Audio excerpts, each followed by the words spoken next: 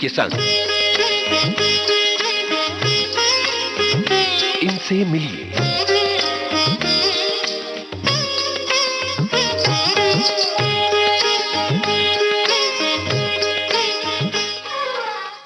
इनसे मिलिए कार्यक्रम में आज हम आपकी मुलाकात करवा रहे हैं डॉक्यूमेंट्री फिल्म मेकर धीरू भाई मिस्त्री से। आपसे बातचीत की है कमल शर्मा ने। धीरू जी नमस्कार। विविध भारती के स्टूडियो में आपका बहुत बहुत स्वागत है। और आपको देखने की भी तमन्ना थी, क्योंकि चिट्ठियां तो आपकी बराबर हमें मिलती रहीं और आपकी चिट्ठियों से पता चलता रहा कि आप एक बड़े ही सुधी श्रोता हैं विविध भारती के। बड़े मनोयोग से विविध भारती के कार्यक्रम सुनते हैं। कितने घंटे सुनते हैं आप? कमल शर्मा साहब, पहले तो मैं विविध भारती का आभारी हूँ कि आपने मुझे यहाँ आमंत्रित किया। मैं कम से कम 8 से 9 घंटे तक विविध भारती सुनता हूँ और मैं ये भी कह सकता हूँ कि उसके बिना मुझे नींद भी नहीं आती है। तो ये जुनून आपको कैसे हो गया? क्योंकि क्या है कि 60 साल पहले मैं जो वडोदरा सिटी का रहवासी हूँ, तो मेरा जो एरिया है सयाजीगंज, वहाँ हमारे घर अकेले के घर रेडियो था और हमारे थोड़े दूर पर 2-3 मिल थी। तो जो मिल के मजदूर जो थे वो छूट के आते थे तो रास्ते पर जमा हो जाते थे क्योंकि रेडियो सुनने के लिए। तो उस वक्त से रेडियो से तो पहले से हमें लगाव था। मेरे पिताजी बहुत काफ़ी सुना करते थे और 60 साल पहले रेडियो होना वो अपने आप में एक उपलब्धि थी वडोदरा शहर में। दोस्तों, हम आपको बताना चाहेंगे कि स्टूडियो में आने से पहले धीरू जी से बहुत लंबी हमारी बातचीत हुई थी और भी बहुत सारे पहलू उनके हमारे सामने आए। जैसे कि उनसे बात करके हमें ये पता चला कि उन्होंने 200 से ज़्यादा डॉक्यूमेंट्रीज यानी कि वृत्त चित्र उनका निर्माण किया। इसके अलावा वो सामाजिक कल्याण से जुड़े हैं, खासतौर से मानव अधिकारों के लिए संघर्ष करते हैं और इसके अलावा बहुत बहुत अच्छे कथक डांसर हैं। और डॉक्यूमेंट्री की बात करें, डॉक्यूमेंट्री आपका एक पैशन है जी। आपको डॉक्यूमेंट्री पर अवार्ड भी मिला? हाँ जी, बहुत काफ़ी अवार्ड्स मुझे मिले हैं और मेरा जो फॉल्ट है, जो डॉक्यूमेंट्रीज बनाने का जो सब्जेक्ट्स है, वो ह्यूमन रिलेशनशिप यानी मानवीय संबंधों पर मैंने काफ़ी डॉक्यूमेंट्रीज बनाई है। एक डॉक्यूमेंट्री हमने, of course I was not a director producer, I was a team member. मेरे मामा जो मिस्टर PH परमार, माने हुए आर्किटेक्ट है गुजरात के, उन्होंने एक डॉक्यूमेंट्री बनाई थी। उसका नाम था शस्त्र और शांति। ये मैं 1960-61 की बात कर रहा हूँ कि उस वक्त यूनाइटेड नेशंस ऑर्गेनाइजेशन के सेक्रेटरी जनरल डाग हैमरशोल्ड करके थे। उनकी मृत्यु हो गई प्लेन क्रैश में। तो उनको ये फिल्म हमने समर्पित की और उसका मकसद ये था कि हमें शस्त्र नहीं चाहिए, हमें चाहिए शांति, प्रगति, आबादी और अमन और अहिंसा। उसके ऊपर डॉक्यूमेंट्री। दर्शन में भारत की आस्था है, हमारा देश इसी की बात करता है, अमन और शांति की, और उसी का पुजारी वसुधैव कुटुंबकम जिसे बोलते हैं, वो उसका मेन पॉइंट था। सारी दुनिया हमारे लिए एक परिवार की तरह है। मैं एक बात और आपसे जानना चाहूंगा कि आप चाहते तो फीचर फिल्म के, कथा फिल्मों के निर्माण की तरफ भी मुड़ सकते थे, क्योंकि उसमें पैसा भी है, ग्लैमर भी है। कमल शर्मा साहब, बात यह है कि डॉक्यूमेंट्रीज जो फिक्स टाइम में बनानी है, और दूसरा क्या है कि मेरा जिंदगी का मकसद भी ये रहा कि हम हमेशा मानवीय संबंधों पर ज़्यादा ध्यान दें। और डॉक्यूमेंट्री जिसका नाम ही डॉक्यूमेंट्री यानी डॉक्यूमेंट्री एविडेंस पर जो निर्धारित है, इसलिए अगर आप सच को समाज के सामने रखते हैं तो उसकी असर जो मेक बिलीव जो फिल्म इंडस्ट्री की है उससे ज़्यादा पड़ती है। मैं आपको एक मिसाल के तौर पर कह सकता हूँ कि मैंने एक झोपड़पट्टी वडोदरा में डिमोलिश हो रही थी, तो उसकी डॉक्यूमेंट्री मैंने बनाई थी। धौली कुई उसका नाम था, धौली कुई एरिया का नाम है। तो नेशनल ह्यूमन राइट्स कमीशन के चेयरमैन वेंकट चलैया उस वक्त वडोदरा आ रहे थे, तो हमने उनसे रिक्वेस्ट की कि साहब एक डॉक्यूमेंट्री हमने 10 मिनट की बनाई है, आप मेहरबानी करके देखें। मुझे लगा था कि वो शायद ऐसे ही देख लेंगे फास्ट फॉरवर्ड करके, मगर उन्होंने फ्रेम टू फ्रेम देखी और इतने प्रभावित हुए कि उन्होंने इमीडिएटली एडमिनिस्ट्रेशन से लेटर लिख के कहा कि इसका रिपोर्ट मुझे 1 हफ्ते के अंदर अंदर चाहिए। और उसका जो रिजल्ट हमें पाना था, शायद मैं समझता हूँ कि वो रिजल्ट हम पा सके। कैसा सुकून मिलता है और कौन सी खुशी मिलती जब आप एक डॉक्यूमेंट्री, खासतौर से जिसमें कोई विषय उठाते हैं और आपको लगता है कि आप अपने मकसद में कामयाब हो गए, लोगों के दर्द को, दुख को, उनकी तकलीफ को लोगों के साथ जब बांटते हैं अपनी फिल्मों के जरिए, और एक ऐसा सच लोगों के सामने लाते हैं, कड़वा सच भी होता है, तीखा भी होता है, जिससे एक बहुत बड़ा समाज का वर्ग अनभिज्ञ होता है। एक और बात बताना चाहूँगा जी। 1972 में गुजरात गवर्नमेंट ने हमें एक सब्जेक्ट दिया नेत्रदान के पर एक फिल्म बनाने का। अभी आप सोचिए कि आज से कम से कम 40 साल पहले, यानी 38-40 साल पहले इन नेत्रदान का इतना महत्व, लोगों के इतनी जागृति आई नहीं थी समाज में। जी जी जी। जब मैंने वो डॉक्यूमेंट्री बनाई, उसका टाइटल दिया था हमने, साथ कुछ न जाएगा। उसका मतलब ये है कि आप जब मर जाते हैं तो आपके साथ कुछ नहीं जाता, तो क्यों न अपनी आंखें दूसरों के लिए दान में दे दे। ये फिल्म के निर्माण के दौरान मेरी ग्रैंड मदर जो 106 साल की थी, वो गुजर गई।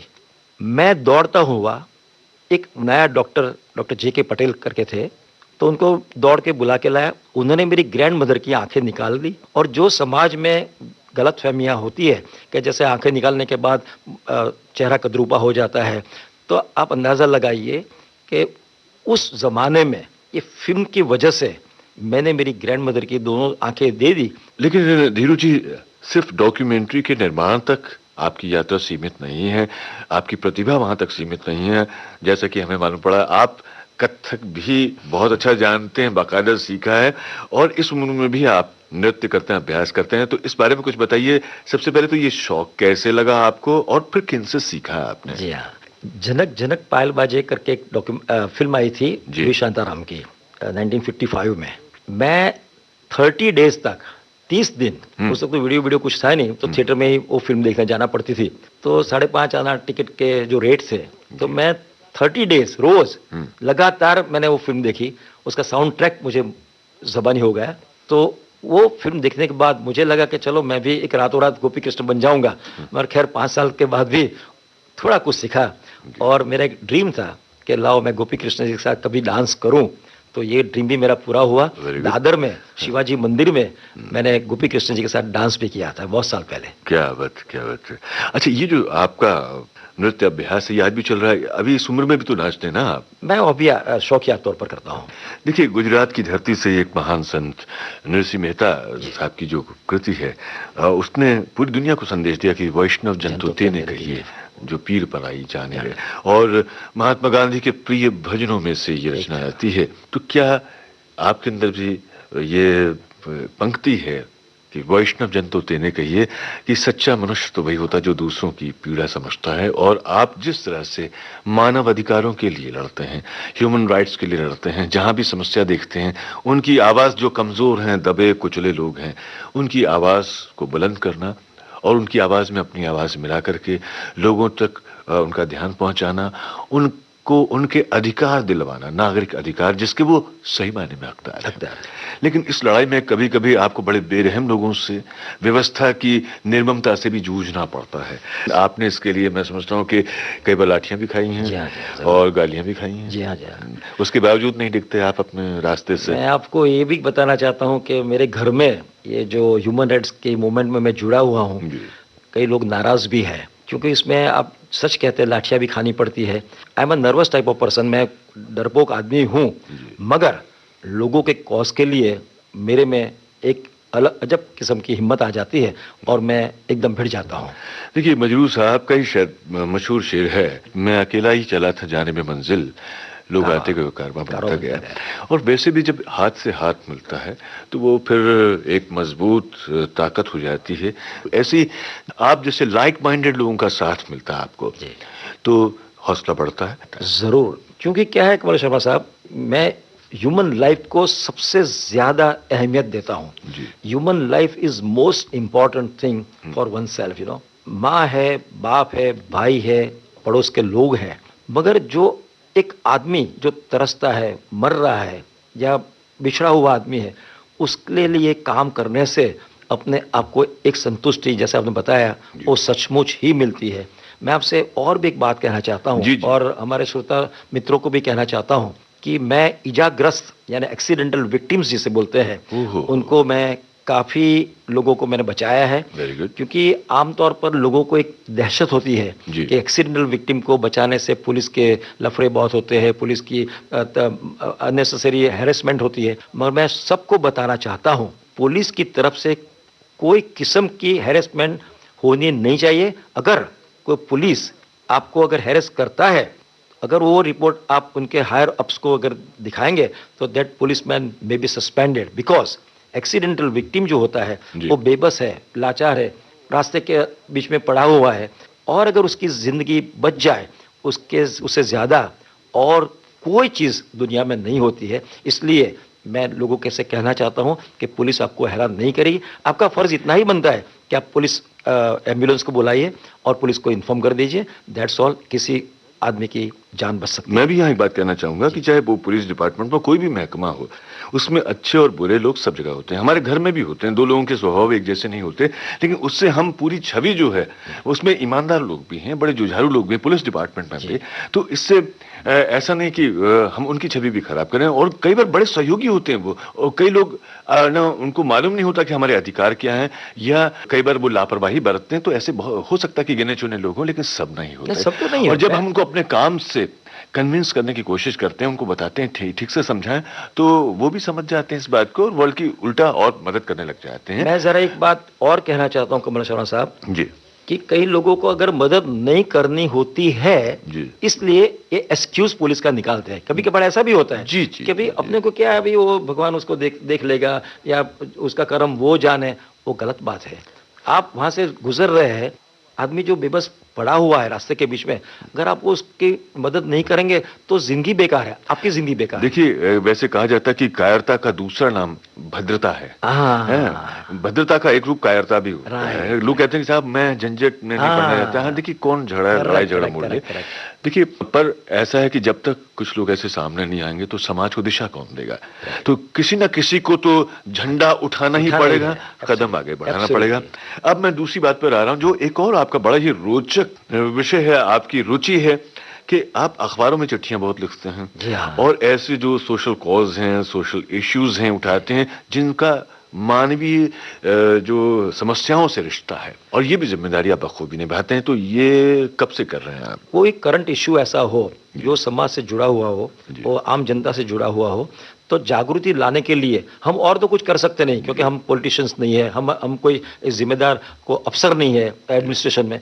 तो हमारा फर्ज ये है कि हम समाज में कुछ जागृति लाने के लिए चिट्ठियां लिखे, ताकि समझो कि एक चिट्ठी कम से कम 1-2 लाख आदमी पढ़ते हैं, फिर उनमें वो विचार विमर्श अपने आप में करते हैं, तो उससे एक जागृति की हवा समाज में फैलती है और लोग अपने आप में समाज से जुड़े हुए हैं। तो उनको भी ऐसा लगता है कि चलो हम भी कुछ करें इसके बारे में, क्योंकि जब ये लोग इतना करते हैं तो हमें भी कुछ करना चाहिए। बिल्कुल करना चाहिए, लेकिन करने की इजाजत हमें घड़ी नहीं दे रही। हमारे कार्यक्रम का समय पूरा होने को है, लेकिन अपने श्रोताओं को हम जरूर कहना चाहेंगे कि निष्काम कर्मयोगी की तरह धीरू जी लगातार सक्रिय हैं, इस उम्र में भी सक्रिय हैं, जबकि लोग बहुत आराम फरमाना चाहते हैं, अपने नाती पोतों के साथ जिंदगी के बाकी दिन गुजारना चाहते हैं। इस उम्र में भी धीरू मिस्त्री जो हैं एक्टिव हैं, जिंदगी के साथ लड़ रहे हैं, सिर्फ दूसरों के लिए, दूसरों की मुश्किलों के लिए नाचते भी हैं, फिल्में बनाते हैं, रेडियो खूब सुनते हैं और खुश रहते हैं।